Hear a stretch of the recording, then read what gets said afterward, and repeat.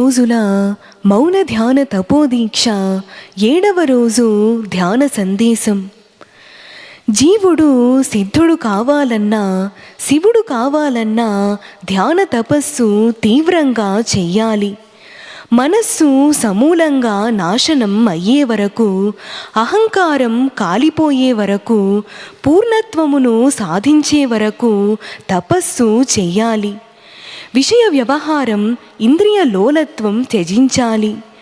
మనస్సు ఇంద్రియాలను ఎంతగా నిగ్రహిస్తామో అంతగా దైవత్వం సిద్ధిస్తుంది. మనస్సు ఎంతగా అంతర్ముఖత్వం అవుతుందో అంతగా సిద్ధత్వం కలుగుతుంది. దీర్ఘకాల అభ్యాసం వలన మనస్సులో సంస్కారాలు ఏర్పడుతాయి. సంస్కారం మనస్సును శాసిస్తుంది, కృంగదీసి బాధకు గురిచేస్తుంది. మనస్సు నీ వశం కావాలంటే, పవిత్రంగా ఉండాలంటే సంస్కార నాశనం జరగాలి. సంస్కార నాశనం ఊరకనే జరగదు. ఒకవైపు వైరాగ్యం, మరొక వైపు ధ్యాన తపం తీవ్రంగా చెయ్యాలి.